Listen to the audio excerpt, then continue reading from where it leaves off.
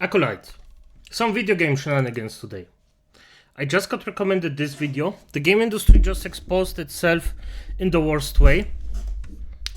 Well, I don't think any one of us thinks for a second that the gaming industry is something positive, except for the indie part.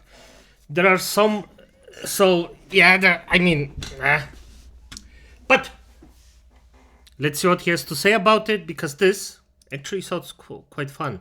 Why is it for F6? And it just go this perfect. This will make you laugh. For the last 12 months, a Eurogamer reviewer has apparently been haunted by the 5-star review that he gave to Dragon Age the Veilguard. Good. Hunt him with that to the end of his effing life. He deserves it. If some freaking mouth breather thinks that this was a good game or a 5-star game, I won't even say if somebody liked the game. Fair enough. But you have to admit it's shit. And definitively doesn't deserve a fucking 5-star. His words are, "It plagues me." His review called it the best Dragon Age and the best BioWare game he's ever played. 5 out of 5, a perfect score, a masterpiece. 1 year and that's why you're getting hounded for that. And I'm gonna repeat it. You deserve it.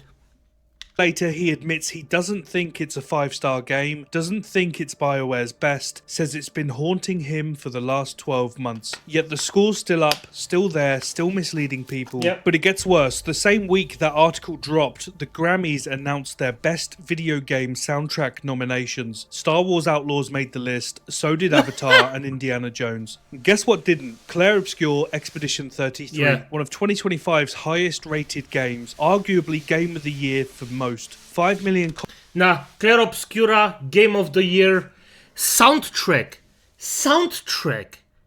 You don't even have to start, because Clair Obscur blows the competition out of the fucking way. Literally, it was in the charts. People that don't even fucking know the game heard the soundtracks and effing loved them. There is no competition in this year. If it comes to sound, definitively not. You can argue about the gameplay, you can argue about the graphics, you can argue about the story. That's open for interpretation. But music, not even close. Not even a smidge of a chance that something else could even have a freaking chance of reaching Clair Obscura. Not even a chance. Copies sold. Hey, what happened there? Number 1 on the Billboard classical chart for 10 weeks. One of the best game soundtracks in a decade. Got nothing, not even a mention. Same week, same industry, same broken machine that decides what you're supposed to play. And if you're still trusting these people, then listen up. Dragon Age the Veilguard scored an 84 critic score on Metacritic. User score of 3.9. Says it all. We all know the reason why by now without even mentioning this thing. The game went through multiple reboots over 11 years, nearly became a live service game, had to be rescued by a Mass Effect team, sent in to salvage what was left. The development was a mess, the writing was even worse somehow, the game showed it. But sure, 5 stars, BioWare's best game ever, according to this guy. Now 12 months later, he admits, I don't think it's a 5-star game, says that when asked if he'd score it differently now, he said yes, I would. Probably land on 4 stars now. Probably 4 stars, maybe, but... See, and he didn't learn. That's why he needs to be hunted down. Or hunted until he freaking quits. As simple as that. He just didn't learn. Because he still doesn't know what the fuck a good game is.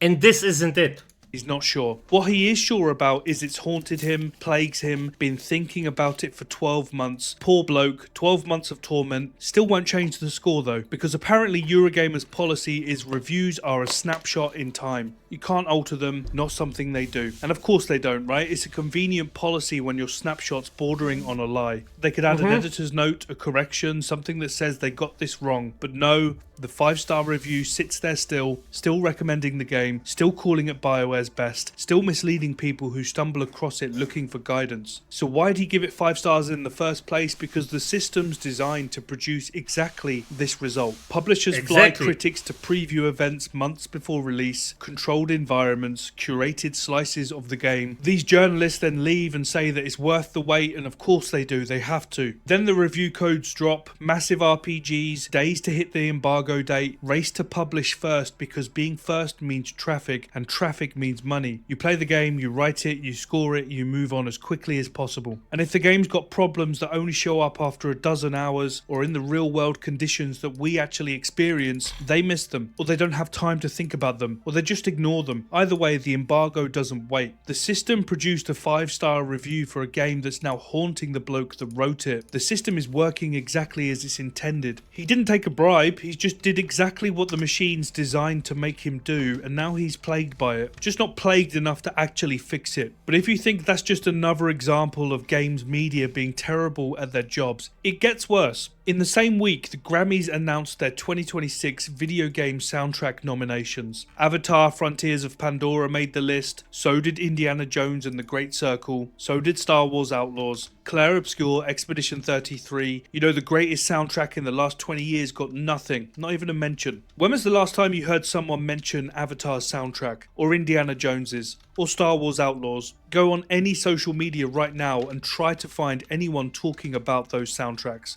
They literally don't exist in the conversation whatsoever. Now search Clair Obscur and you'll find thousands of people calling it one of the best game soundtracks in years. It hit #1 on the Billboard Classical chart. It stayed there for 10 weeks. The game sold 5 million copies, had no massive marketing budget, just a small French studio that made something people actually loved. It's one of 2025's highest rated games, arguably one of the best RPGs of this millennium, a genuine phenomenon. And the Grammys ignored it completely. Meanwhile, massive AAA games that literally nobody is talking about get the nominations. Even the people who were nominated know it's a robbery. Austin Wintory, the composer nominated for his work on Sword of the Sea, said he was sad at the lack of Expedition 33 and said he'd happily trade places. A nominee openly saying that the game that got snubbed deserved it more than he did. So why did it happen? It happened for the same reason that Eurogamer gave Veilguard 5 stars. Visibility over value. Sandfall Interactive is a small studio. No lobbying power, no industry clout, no ad spend at the Grammy voting events. Meanwhile, EA, Ubisoft, Disney, they've got the big budgets, the sponsors, the connections. Awards aren't about what's best, they're about who's loudest, the most visible, who pays, who you know, who you owe. Both of these examples are part of the same broken system. So keep this in mind, because if you're...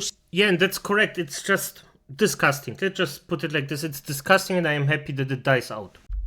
Still reading day one reviews from these places, you're being lied to. But most of us worked that out years ago. The trust is gone now and it's not coming back, which makes what's happening with indie games... The thing is, at the end of the day, yes, the trust is gone for a lot of people, but also a lot of people still believe in those. So, yeah, not everybody had the experience we had. Even more impressive. When a game like Clair Obscur sells 5 million copies, it wasn't just handed that success. There were no fancy events, no awards considerations, no media access machines churning out hype. It took the hard route. When Silksong launched and hit almost 600,000 concurrent players on Steam, 587,000 to be exact, breaking records, crashing storefronts, it did that based on one thing: trust in Team Cherry. 7 years of waiting, no over-the-top marketing campaigns, no lies, just a studio that delivered the first time and earned the belief and the trust that they'd do it again. That's what makes these successes so insane. They did it without the machine, completely separate of it. They weren't just handed a free pass, just quality and honesty. That's all that matters, and the contrast couldn't be clearer. But here's the uncomfortable bit. The system hasn't changed, and it likely never will, because that would mean admitting they've been misleading us for decades. Eurogamer's 5-star review is still up, and that won't change. The Grammys still gave nominations to games nobody's talking about. Nothing's different on their end. What's different is us. We've stopped believing them, and slowly that's starting to matter more. Yeah, the thing is, if you... In theory, if everybody at the same time said, okay, we don't give a fuck about this, this entire thing wouldn't happen. But human beings, it's not like undead creatures. I could just, tell them what to do. But human beings, not as well. They need to get burned before they actually do something. And I mean, it's natural. It's not like not everybody can know everything. That affects. Sometimes like a hobby like gaming, it's just for killing time or being relaxed. So not a lot of people actually want to dive deep into it. So yeah, it is what. Than an 8 out of 10 IGN review score ever did. Eurogamer's reviewer backtracking is something, I suppose. At least he's honest about getting it wrong. That's more than most will ever admit. But the score is still up. The review's still misleading people. And Correctly. It's irrelevant. If he admits that he was wrong, fair enough. If he doesn't change, it doesn't matter. It's irrelevant. You can say sorry and I was wrong as many times as you want. If you don't change, it's irrelevant.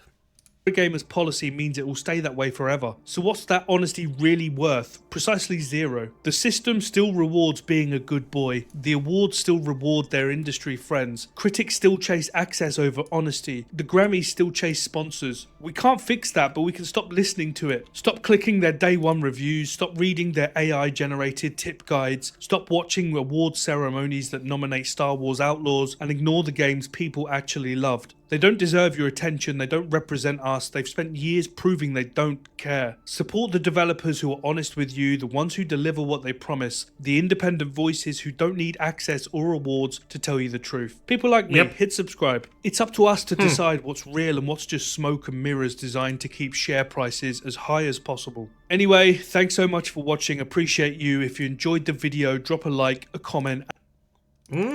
Fair enough. The guy speaks truth. In a mannered way. I like him. And I hope for more.